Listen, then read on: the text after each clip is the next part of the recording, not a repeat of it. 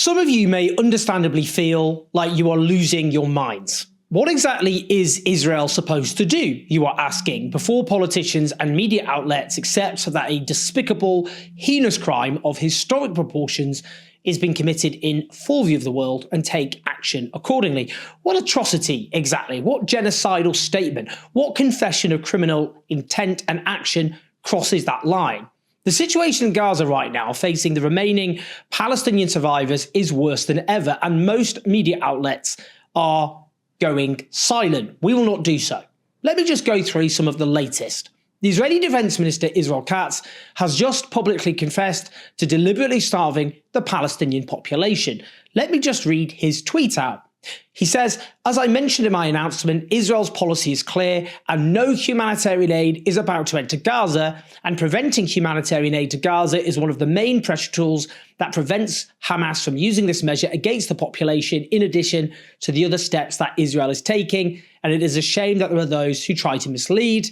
In the current reality, no one is prepared to bring any humanitarian aid into Gaza, and no one is preparing to bring in any such aid. I emphasize that in relation to the future, the mechanism for using civil society must be built as a tool that will not allow Hamas access to the issue in the future."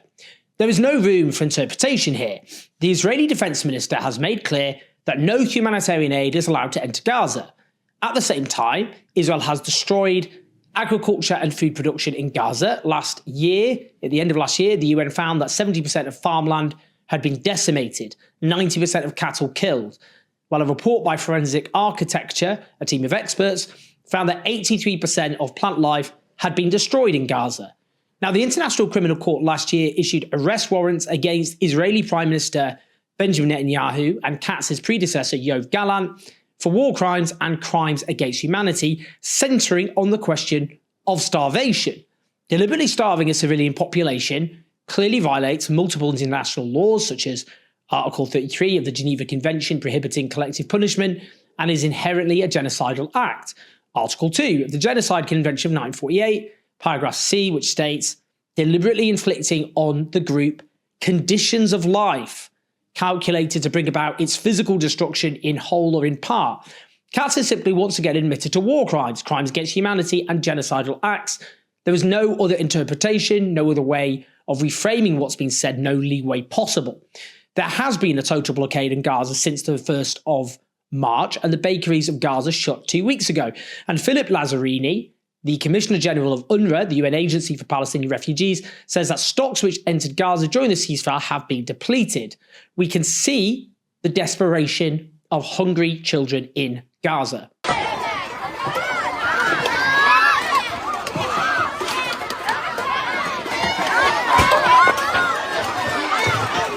Now, the NGO Médecins Sans Frontières has issued a hideously terrifying statement entitled "Gaza has become a mass grave for Palestinians and those helping them."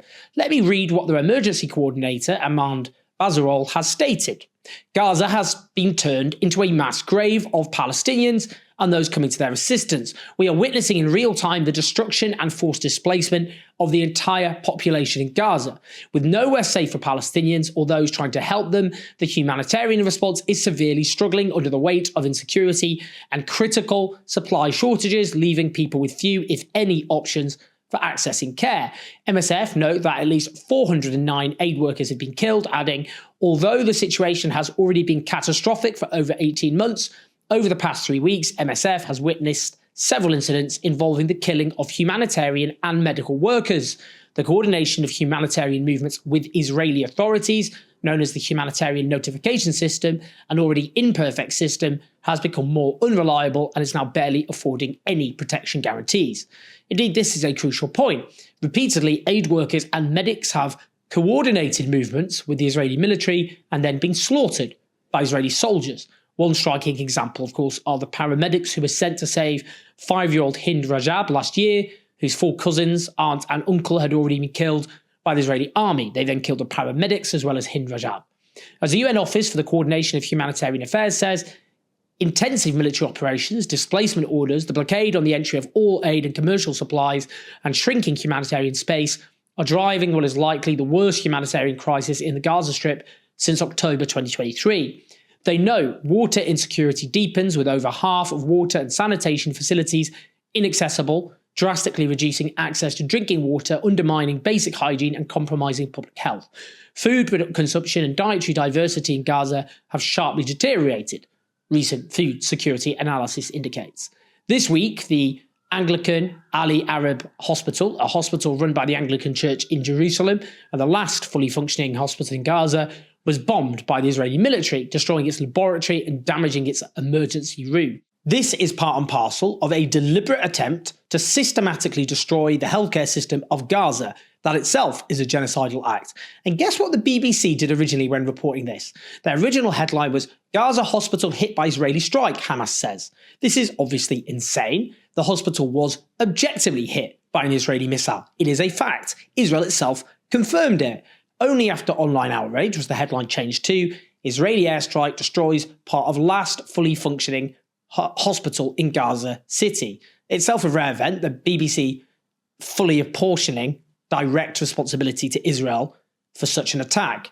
Now, we know, of course, that at the end of March, Israel massacred 15 Red Crescent medics and first responders, ambushing them, executing them, then burying them in a mass grave, as well as crushing up and trying to bury their ambulances, then lying about it, lies exposed by incontrovertible video footage evidence. Well, even the New York Times has come out and admitted the paramedics and rescue workers killed in an Israeli shooting in Gaza last month died mainly from gunshots to the head or chest, while others had shrapnel injuries or other wounds, according to the autopsy reports obtained by the New York Times.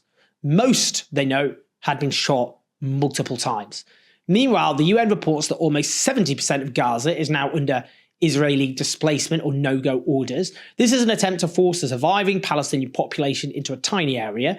Bear in mind, Gaza overall is the size of East London, in order to make the life of the survivors unbearable, in the hope they either die or flee. That is disgracefully labelled voluntary transfer. I want to end with a recently published article in The Economist entitled "Israel is intent on destroying Gaza," with a subheading, "Without pressure from America, it's hard to see anything stopping it." Some might look at this and love it.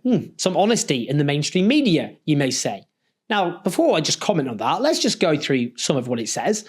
The Economist says, Israeli security officials have confirmed to The Economist that the plan is to permanently empty the Rafah area in Gaza South, which represents around 20% of the entire territory. A similar operation is underway in a smaller area in the north. It goes on, these moves are part of a wider plan to force over 2 million Gazans out of the cities and towns and to the coast. In the short run, this is to create kill zones, in which, in theory, only Hamas fighters will remain. In the longer term, Israel hopes that Gazans will voluntarily, in quotes, emigrate. Discussing, of course, voluntary migration when you've annihilated an entire territory and made it unlivable is, of course, just code for driving people out, or those who survive. The Economist notes, too, the UN's World Food Programme has closed 25 bakeries that produce pita bread, as it can no longer supply them with fuel or flour, nor can families bake their own bread. A kilogram of cooking gas now costs at least 250 shekels, or $66, compared with 8 to 10 shekels before the aid cut off, and a bag of flour weighing 25 kilograms is almost twice that. Staples like sugar and cooking oil are disappearing from markets. It adds that water is scarce. It says output from the main desalination plant in southern Gaza has dropped by 85% since Israel stopped supplying it with electricity last month. Most Gazans have access to just 6 litres of clean water a day, according to the UN. It concludes, without pressure from Donald Trump, it's hard to see anything else that could prevent Israel's final destruction of Gaza. Well, my response to The Economist is, where the fuck have you been? If they'd written this headline, a headline entitled, Israel is intent on destroying Gaza back in October 2023, maybe they deserve some kudos. After all, Israeli leaders and officials back then made clear they were going to wipe Gaza out. They made no distinction in their statements between civilians and military targets. They made clear they were going to block humanitarian aid from entering, and they unleashed mayhem through their firepower. We could see what they were doing. They began, all the way through October, razing Gaza from the face of the earth. Instead, The Economist has waited 18 months of a live-streamed genocide with atrocities every single day, mass destruction, mass death, mass starvation, until it states what was obvious to some of us who didn't own newspapers and magazines from the very beginning. I am imploring you, those watching, keep the receipts, keep every receipt you have from these media outlets and politicians from the beginning. There will be a reckoning. However long it takes, there will be a reckoning, because the future of our species depends on it. If we normalize this, I'll keep saying it, if we normalize this depravity, if we normalize these crimes, it will not just be the Palestinian people who face apocalypse, which is what they're facing. It's an apocalyptic situation. It will be humanity as a whole. We cannot allow that to happen. We will dust over the crime scene to reveal every fingerprint belonging to every politician and every journalist, and they will be held to account. One final thing. There's a Palestinian family in Gaza. Describe the apocalyptic situation, the lack of food. Please help them if you can. It's the family of Ahmed Matter. He's a wonderful 27-year-old. They desperately need your help. I've included the GoFundMe page in the video description. Please help if you can. They need your help in order to live, to survive. Thanks so much. Please like and subscribe. Do share the video, leave comments, press like, all the rest of it. It all helps get the word out. Help us keep the show in the road and challenge the pro-genocide media at patreon.com/OwenJones84. Everything we do is made possible by you and your support. I'll speak to you soon.